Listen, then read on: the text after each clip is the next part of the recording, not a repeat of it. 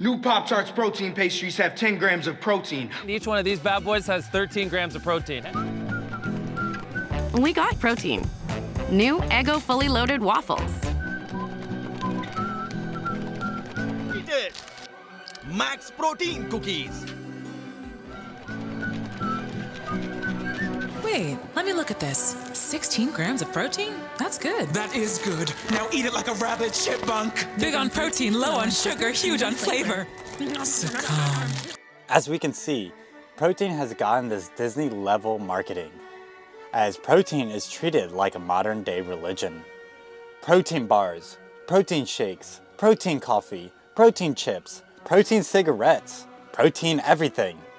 Every gym bro, fitness influencer, and podcast screaming at you to get more protein, as if the lack of protein is the root of all diseases, or that you're joining the cult called the modern fitness industry. But is this lack of protein actually a problem? Or is this obsession causing more harm than health? I was once part of this early adoption of gym culture and protein intake, gaining size, but not the health the body desperately craved. And so with this obsession of protein in the modern diet, I wanted to know, where did this hyperfixation of this macro come from? In which I found myself going back in time to the 1940s, during World War II. Before these times, the human diet was still based out of the backyard garden, not like the macro agricultural at the scale we know of today. It was small, family-owned farms, often multi-generational, and the backyards of the American families. It was not until after the Dust Bowl that we start creating mechanisms for large-scale farming, such as large plows and processing machines, which now has ended up to the giant industries of factory farming, food industries, and protein production systems. Packing in large amounts of cows, chickens, pigs, and more into these machine compounds for a large production value never seen before in human history. This efficient beast of American design that would lead us to eating more and more of this macro in our diet.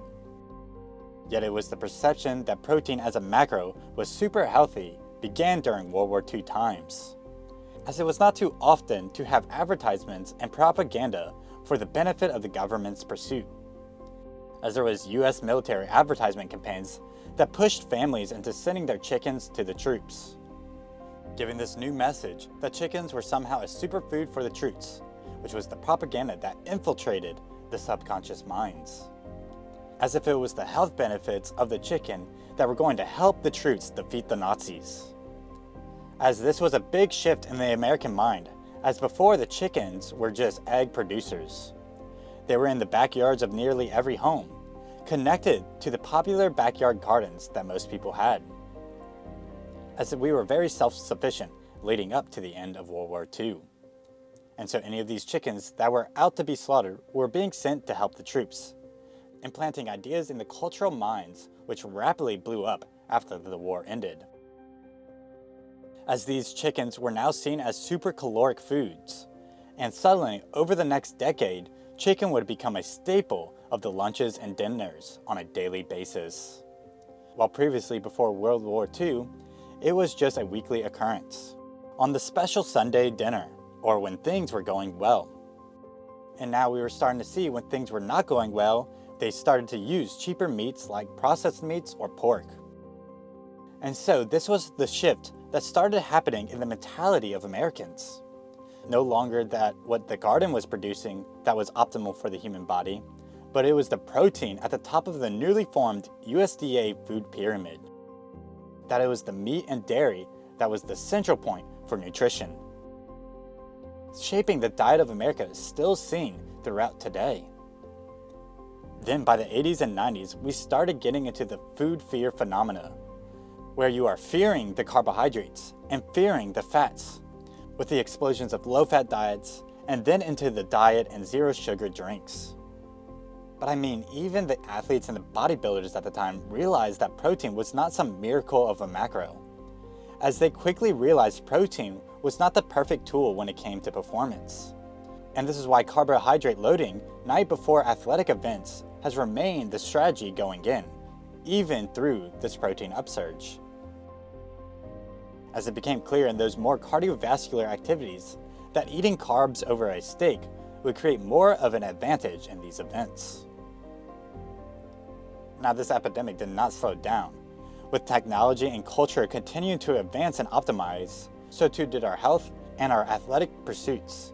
Pushing the boundaries of human health, we created this cyclical spiral towards the protein and its relationship to health.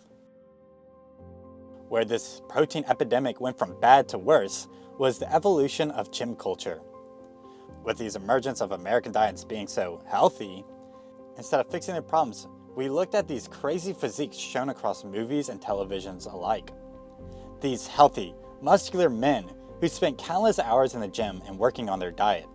And so as this became more and more accessible and popular throughout the mainstream culture, it was only a matter of time until industry started capitalizing on this pursuit. What started through just the increase in protein intake for the means of muscle building, began the wave of products and cultural interests in this macro. Still not out of the subconscious propaganda from the early 90s fear of the fat and carbs, or even the World War II advertisement for sending the troops chicken, we gravitated towards this macro, creating even more processed, efficient food systems to get more of this macro.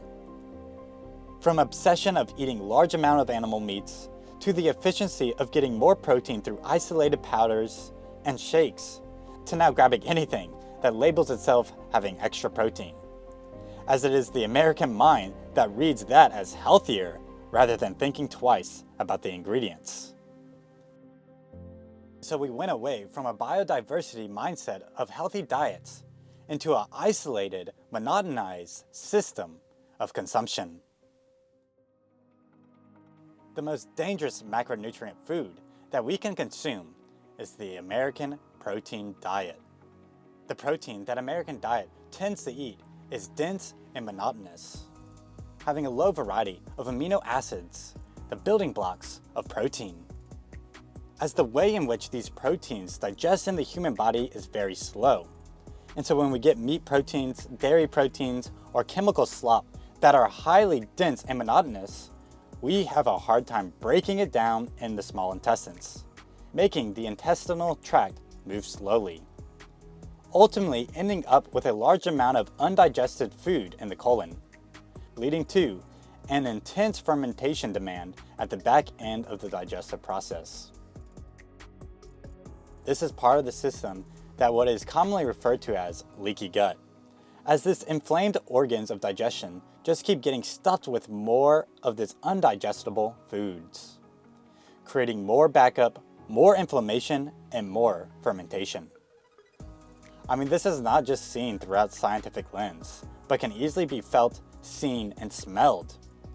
I mean, the weight of this digestion, consuming these compounds of heavy protein macros, feeling like an intense rock in the stomach. We have language and common understanding of the concepts of meat sweats, as the body must heat up to break it down. The increase of bloating and acne in the modern world due to the gut issues like leaky gut, and the constant gas being produced due to these fermentation processes and gut disturbances. Studies showed the common American diet transit time in the digestive system is about 14 hours.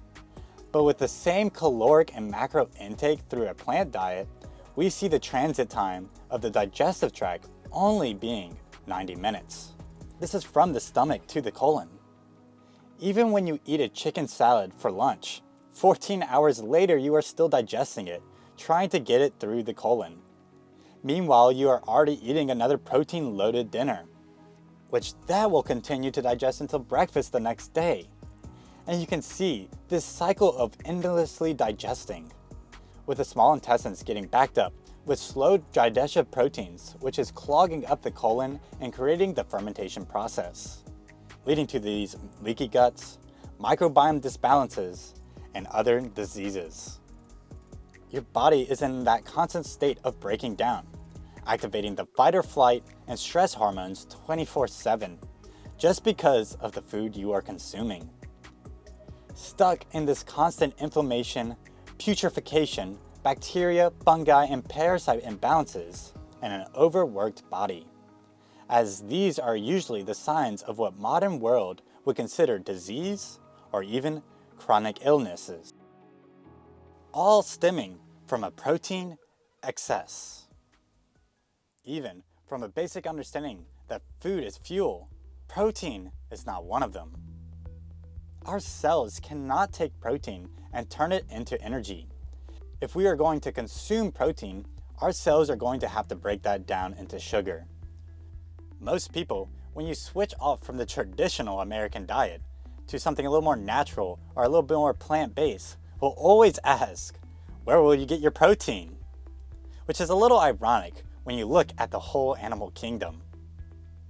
Yet we got stuck in this belief that we have to chop up other parts of animals to pull the meat out to get our protein. Yet it is that muscle that is a very small amount of the biodiversity of the animal itself. Just like the human body, there is this vast amount of proteins across the body, as science is just starting to untangle the complexity of protein. The universe of the proteome, all those proteins that make up the human body. While on that menu, we grossly simplify proteins to 4 animals of cow, pig, chicken, and fish. And yet the human body is actually being played out over 400,000 different proteins. This miraculous dance of proteins capable of doing so much complex things. I mean, even in a woman's body, it can create another human baby, creating bones, organs, tissues, and so much more. And so the formation of the body is a symphony of these protein synthesis.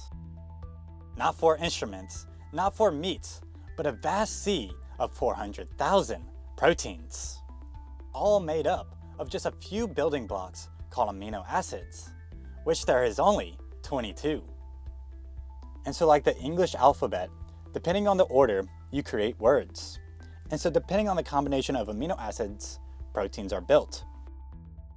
Furthermore, there is 9 of these amino acids that are essential for our diet.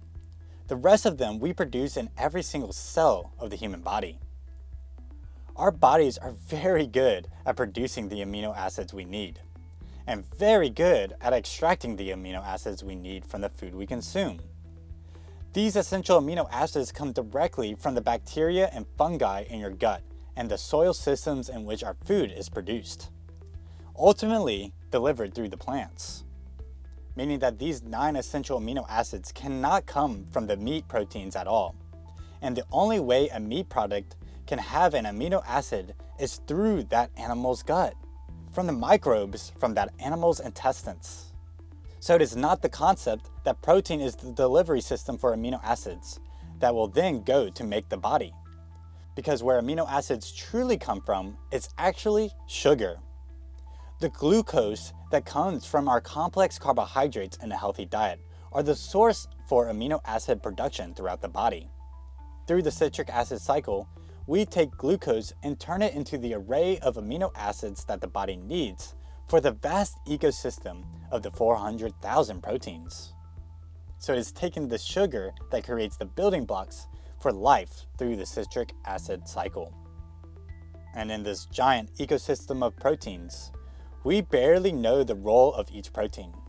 We largely categorize them as structural proteins, such as a structure of a muscular cell, or the scaffolding that determines the shape of organs. Another category of the enzymes, the workers of the body that take the minerals out of the foods and play a large role into the mechanistic roles the cells have, like building the cell wall and nucleus. And newer categories of communication called cytokines and other small protein peptides that are produced throughout the body. Going on to do the dance of life, happening all day, every day, while building a different body each day. So how does glucose know what amino acids to turn into? And when we have these building blocks, how do we know what to build? Since the 50s, the belief was that it was the DNA. But by the 90s, that whole system really broke down when we started decoding the entire genome. Slowly breaking down the genomes of a fruit fly with 13,000 genes, and a flea with 30,000 genes. Most people started to assume by the time we got into these larger animals, like dogs, cows, and humans, that it would be well above that. But what we actually found is that human genomes only consist of about 20,000 genes, allowing us to realize that we have failed to realize the relationship between DNA and protein. Now later on, the discovery of epigenetics gave us more reason to believe that 20,000 genes can give birth to these 400,000 proteins. We couldn't see how the blueprint of DNA was creating its surroundings. Like a blueprint of a house could not create 20 different houses. But what epigenetics showed us is that it is all based off of the environment, giving us a scientific understanding of this interconnected system of communication with the bacteria, fungi, cells, the air we breathe, the pollen, the nutrients, the sunlight. All of this is in a constant communication from the environment into our genes. This feedback that we get is shaping who we become tomorrow. Every gene can decide to make a different protein based off the feedback, which is great news if you're not feeling great today. As these diseases and imbalances are not a life sentence like most of the Western medicine and culture like to believe. From our understanding of biology today, we understand that you can change your body in a week by just changing its environment. I mean, this is written into our language. As soon as you're diagnosed with something like diabetes, you start saying, "I am diabetic." Yet modern science has proven this to be reversible. You have a plastic genome that can build a completely different body through a different dance of these 400,000 proteins today. With the scientific world having proved to back these understandings of protein synthesis, the inner workings of DNA, and epigenetics, these concepts of eating a balanced diet, fasting, and what to eat have been practiced throughout our known history. When we look at older traditions and sciences like Ayurveda and TCM, we see a complex system describing what to eat, when to eat, how to combine certain foods, and what can help health of the body. I mean, mystics across all time and space were pointing towards a no-meat diet for the health of the body, with these mystics living longer and having a deeper connection to life itself. From the yogis, monks, shamans, to even Jesus, uttering the words, "If you eat the flesh of death, you will become death. But if you eat the light of life, you will become alive." Emphasizing the classical phrase, "You are what you eat." Not only that, it was the significance of fasting in these traditions that science has proven to be tremendously healthy. With fasting allowing the body to go into a cleanup mode, taking resources that have been stored for survival purposes, using these resources and aiding the body through a clean flush of the body, allowing the organs to work more efficiently. Now, this was not only the mystics of ancient times, but even in the modern culture of pioneers and great minds who saw through this food matrix. From people like Albert Einstein and Nikola Tesla, who both emphasized the importance of a vegetarian diet for health and the growth of awareness. Or even bodybuilding legends who advocate for plant-based eating for the health of the body. We can even look back into tribal styles of eating and see what they ate, finding out what a balanced diet in a natural environment would have looked like. And we can see that a balanced diet in these natural environments is a balanced ratio of protein, carbs, and fat, as it was not frequent across all cultures to have protein every day. It was not frequent to have unbalanced fats, and it was common to fast and utilize carbohydrates. And so this is what the body has evolved and adapted to eating like, a balanced diet of nutrition. And so it is to get out of this toxic habit of eating protein excessively, as we can see the imbalances, illness, and harms it causes throughout the body.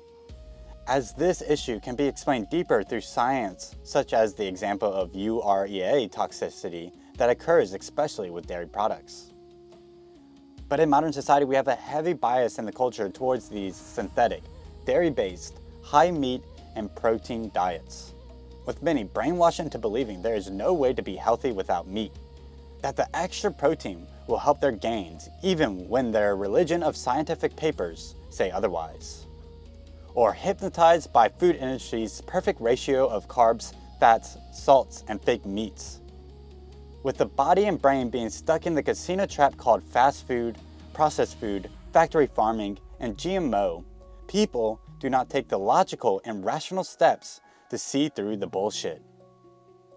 It would be one thing for an adult to make these decisions, but another to give the kids these toxic foods and habits.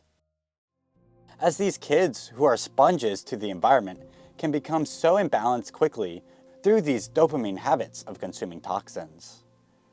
These fast foods creating obesity in children, these processed sugars and artificial dyes giving kids hyperattention disorders, crashing hormonal systems with dopamines through the food systems while backing it up with screens and pills.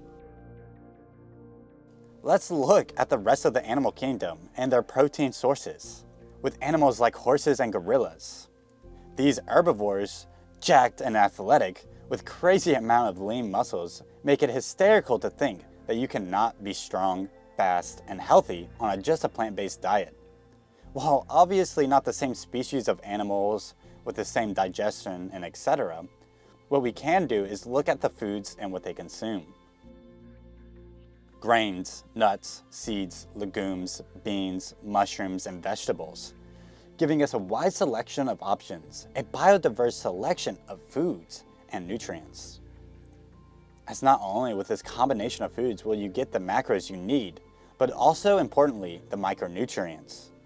A key factor in the modern diet that is often overlooked, as it is these micronutrients that play a huge role in the actual health of the body, like the stabilization muscles and the muscular system. Furthermore, there are complete plant proteins containing all 9 essential amino acids that are very digestible and high in other nutrients, such as hemp seeds, quinoa, flax seeds, and chia seeds, with many more out there along with others that are probably not even known. As health of the body does not come from isolation, but from biodiversity and communication. And so getting away from this protein epidemic of factory farming, synthetic proteins, and overconsumption, which is leading most of America into dis-ease, as the body is responding intelligently to the environment you are putting it in. But when we listen to the body, give it the biodiversity it craves, and allow communication to occur throughout the body, one rapidly can heal, grow, and become healthy. Anytime in nature, we see large stressors to the whole system of life. We see this push for more adaptation, growth, and biodiversity to survive those stressors, as friction causes evolution. And so, in this crazy way, we can shift our behaviors as humans from consumption, destruction, isolation, separation, protein overdose, imbalances, these levels of stress, and turn it into a co-creation process. If we align ourselves not just nutritionally, but fully holistically, through all of nature's blueprints of vitality, from fuel production, biodiversity of plants around us, to the soil diversity, regenerative agricultures and food systems, regenerative school systems, prisons, and hospitals, that every food we touch is not only good for ourselves, but for the planet. We can then allow all these stressors that we've been created to become the new building blocks for life. After every extinction period across Earth's history, Mother Earth comes back with more biodiversity and more creativity. After the dinosaur extinction, she did not come back with more dinosaurs, but created mammals, flowering plants, deciduous trees. The biodiversity we know today has come out of the stress of a cataclysmic event. It is us right now that is causing this cataclysmic event on this planet. We are causing this extinction level of stress on Earth. So we can either finish that demise or we can stop the destruction and imagine a world where we align with nature. That's it for today's video. Like, subscribe, leave any comments, questions, or topics. And if you want to go deeper, I'll have links in the descriptions. Check it out. Thanks for watching. Peace.